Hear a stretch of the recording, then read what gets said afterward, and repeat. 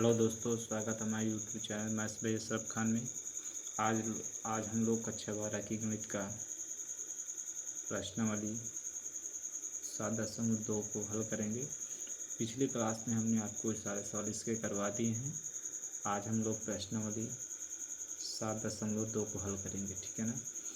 इसमें 7.2 के सवाल से पहले आपको मैं बता देता हूं कि इन प्रश्नावली में 7.2 के सवालों को कैसे हल करना है, ओके।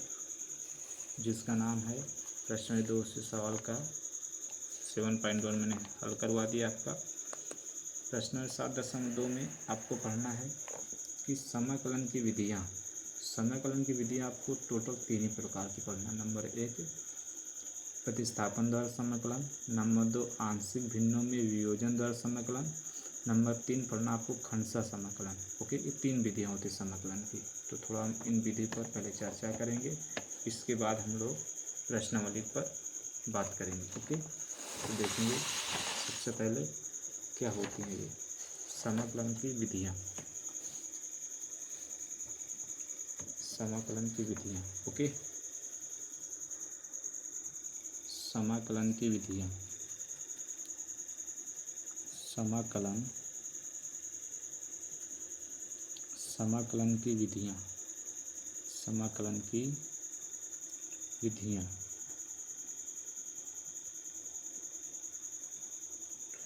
इसको हम लोग इंग्लिश में बोलते हैं methods of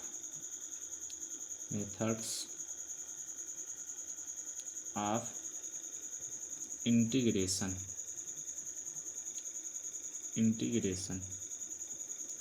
methods of integration, समाकलन की विधियाँ। समाकलन की विधियाँ हैं, इस टॉपिक का नाम क्या है बेटा? समाकलन की विधियाँ। अब समाकलन की विधियाँ में आपको क्या रखना है, जो कि आपको 3 प्रकार की हैं समाकलन की विधियाँ। क्या प्रकार की बोलेंगे हम लोग? समाकलन की विधियाँ हम लोग 3 प्रकार से पढ़ते हैं, ओके। देखें कैसे 3 प्रकार से आपको समाकलन की विधियाँ पढ़ना है। नंबर 1 क्या होता है? प्रतिस्थापन द्वारा समाकलन। पहली विधि आपकी क्या बोलेंगे? प्रतिस्थापन द्वारा समाकलन, ओके। आपकी सेकंड विधि जो है, जिसको हम बोलते हैं आंशिक भिन्नों में वियोजन द्वारा समाकलन, ओके। आंशिक भिन्नों में वियोजन द्वारा समाकलन। इसके बाद आपको तीसरा पढ़ना है खंडशः समाकलन। तीसरा क्या आपका बोलेंगे? खंडशः समाकलन। ये 3 प्रकार की आपको विधियाँ पढ़ना है, ओके। नंबर 1 प्रतिस्थापन द्वारा समाकलन, नंबर 2 आंशिक भिन्नों वियोजन द्वारा समाकलन, नंबर 3 आपको पढ़ना खंडशः समाकलन, ओके। तो ये तीनों विधियाँ आपकी मोस्ट इम्पॉर्टेंट है, बोर्ड परीक्षा की दृष्टि से मोस्ट इम्पॉर्टेंट तीनों विधियाँ आपकी हैं। ये आपको तीनों विधि आपको आना ही चाहिए समाकलन में, ठीक है ना। ये एक तो वेरी इम्पॉर्टेंट आपकी विधि है, क्योंकि इस विधि को पढ़ने के बाद आपको हर प्रश्नावली में समाकलन के जितने भी आप प्रश्नावली पढ़ेंगे, उन प्रश्नावली में इन तीनों विधियों की महत्वपूर्ण भूमिका है। तो आप गौर से इन तीनों विधियों को बहुत अच्छे से गौर से देखिएगा, ताकि आपको कोई भी परेशानी नेक्स्ट प्रश्नावली में आपको ना हो, ओके। तो हम लोग पहली आज स्टार्ट करेंगे प्रतिस्थापन द्वारा समाकलन, ओके। प्रतिस्थापन द्वारा समाकलन शुरू करने से पहले मेरे दोस्त आपको एक चीज़ आना ज़रूरी है, जिसको हम बोलते हैं अवकलन। अवकलन आप कक्षा 11वीं क्लास में भी पढ़े होंगे, ठीक है ना। नहीं पढ़ें तो कोई बात नहीं, आप हमारे प्ले लिस्ट पर जाइए, वहाँ पर अवकलन की मैंने पूरी वीडियो आपको बना रखी है। आप प्ले लिस्ट का नाम सर्च करेंगे MS क्लासेस के नाम से मेरी प्ले लिस्ट बनी है। वहाँ पर आप सर्च करेंगे तो आपको सारी प्ले लिस्ट में आपको हमारी वीडियो मिल जाएंगी। वहाँ पर आप एक बार अवकलन ज़रूर देख लीजिएगा, ठीक है ना। इसके बाद हम लोग अब प्रश्नावली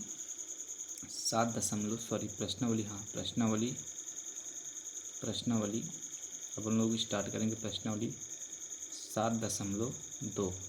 प्रश्नावली 7.2 को पढ़ते हैं, देखते हैं कैसे क्या सवाल कह रहा है, तो उसे देखेंगे। प्रश्न 7.2 पहला आपसे सवाल कह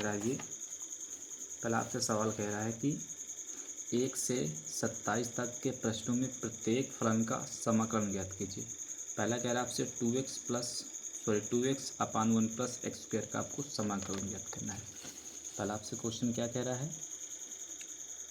पहला क्वेश्चन कह रहा है कि इंटीग्रेशन 2x अपान 1 plus x square into dx। आपको इस फंक्शन में ऐसे फलन को t मानना है जिसमें से कोई एक फलन गायब हो जाए आपका। जैसे मैं कहूँगा कि अगर मैं इसको 2x को t मान लेता हूँ, जब इसका 2x को t मानेंगे हम लोग तो इसका फिर हम लोग अवकलन करेंगे। ओके, क्या मानेंगे? लिखेंगे माना 1 plus x is equal to T मान लेंगे। ओके, फिर हम लोग बोलते हैं कि x के सापेक्ष अवकलन करने पर क्या बोलेंगे? x के सापेक्ष अवकलन करने पर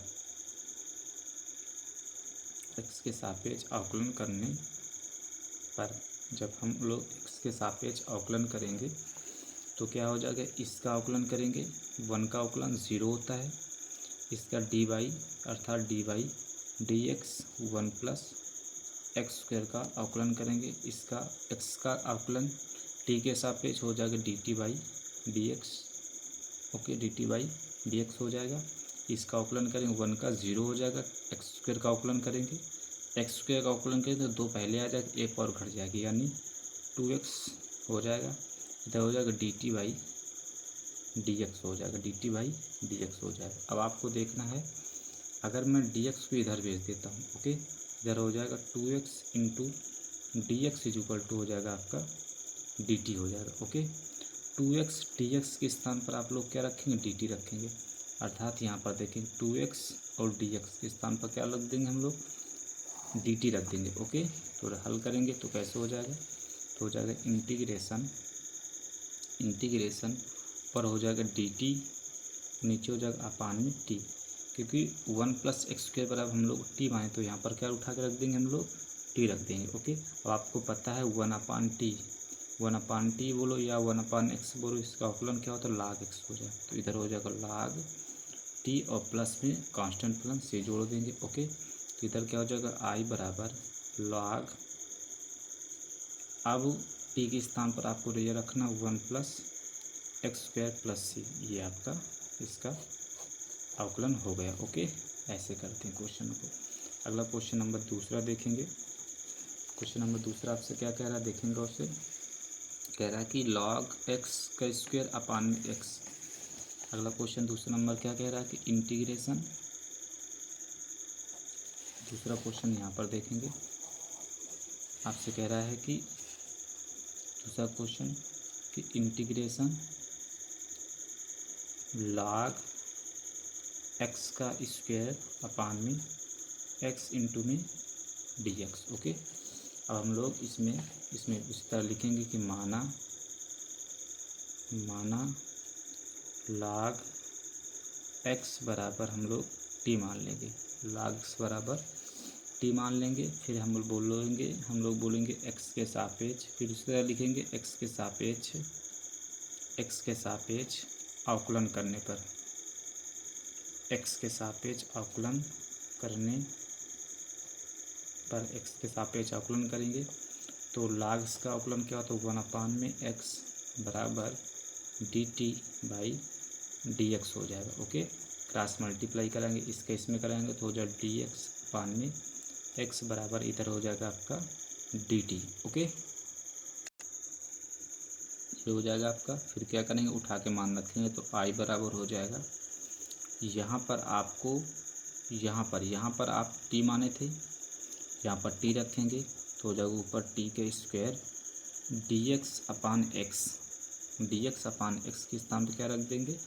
dt रख देंगे, इंटू में हो जाएगा dt। इसका अवकलन करेंगे तो हो जाएगा t की पावर 2+1, एक जोड़ते हैं, जो प्रक्रिया ऊपर करेंगे वही प्रक्रिया नीचे 2+1 और प्लस में आपका हो जाएगा c। ओके, अब आप लोग क्या हो जाएगा देखेंगे, i बराबर इधर हो जाएगा t की पावर 3 अपान में 3 प्लस सी। अब टी की वैल्यू उठाकर यहाँ पर रखें, क्या माने थे हम लोग, log x माने थे, तो उठाकर रख देंगे तो हो जाएगा आपका, हो जाएगा आई बराबर हो जाएगा log x की पावर 3 बाई 3 प्लस सी। ये आपका आंसर हो जाएगा, ठीक है ना, ये आपका आंसर हो जाएगा, ठीक है। अगला क्वेश्चन नंबर 3 क्या कह रहा है देखेंगे, 1 में x plus x log x। Okay, इसका भी इंटीग्रेशन हम लोग करेंगे तो कैसे हो जाएगा देखेंगे। कह रहा है आई बराबर 1 में x plus x log x और इंटू में dx।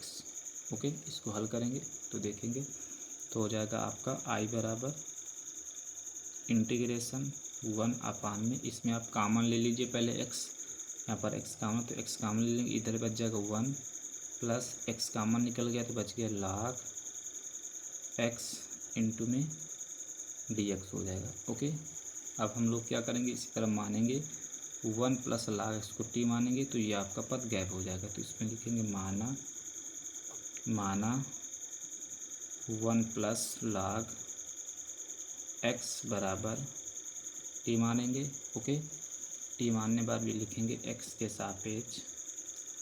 के सापेक्ष अवकलन करने पर, x के सापेक्ष अवकलन करने पर जब x के सापेक्ष हम लोग अवकलन करेंगे तो 1 का 0 हो जाएगा, log का क्या हो जाएगा 1 में x बराबर dt बटे dx। अब क्रॉस मल्टीप्लाई फिर करवा लेंगे, इस केस में कराएंगे हो जाएगा dx upon x is equal to हो जाएगा आपका dt।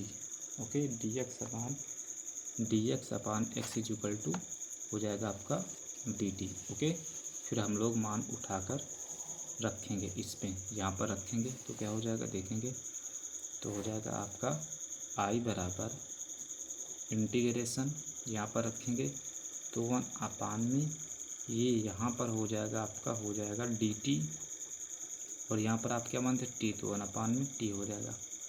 ओके, 1/t का इंटीग्रेशन होता है log t, तो आई बराबर हो जाएगा log t प्लस सी, तो हो जाएगा आई बराबर log t के स्थान पर क्या रखेंगे 1 plus log x, 1 plus log x और प्लस सी, यही आपका आंसर हो जाएगा, ठीक है ना, ये आपका आंसर हो जाएगा। ऐसे इस क्वेश्चन को हम लोग हल करेंगे। ओके, इसके बाद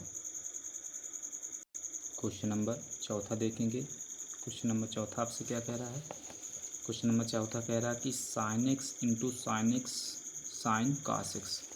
ओके, इसको हल करेंगे तो हो जाएगा आई बराबर कह रहा है आपसे कि आई बराबर कह रहा है कि साइन एक्स इंटू में साइन cos x इंटू में dx। ओके, तो आपको पता है कि हम लोग अब अगर हम साइन एक्स cos x को मान लेंगे t तो ये पद गैप हो जाएगा, तो यहाँ पर लिखेंगे माना cos x बराबर t। ओके, तो फिर करेंगे x के सापेक्ष अवकलन करने पर, x के सापेक्ष हम लोग अवकलन करेंगे तो cos x का अवकलन क्या होता है sin x, तो हो जाएगा sin x बराबर इधर क्या हो जाएगा dt बाई dx, इसको इधर भेज देंगे तो हो जाएगा sin x इंटू में dx इज इक्वल टू हो जाएगा dt। ओके, अब हम लोग मान उठा के रखेंगे तो हो जाएगा आई बराबर इंटीग्रेशन, यहाँ पर sin x और into dx, sin x into dx के स्थान पर क्या रख देंगे dt, तो यहाँ पर क्या हो जाएगा साइन, यहाँ पर क्या रखें cos के स्थान पर t इंटू में क्या हो जाएगा dt।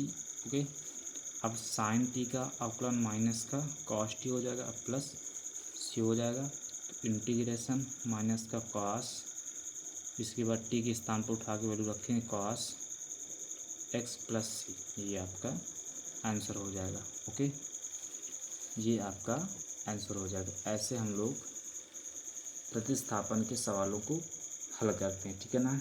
आई होप आपको हमारी वीडियो अच्छी लगी हो तो हमारे चैनल को सब्सक्राइब करें और वीडियो को लाइक ज़रूर करें। कमेंट में ज़रूर बताएं कि आपको हमारी वीडियो कैसी लगती, ठीक है ना। Thank you so much. जय हिंद, जय भारत।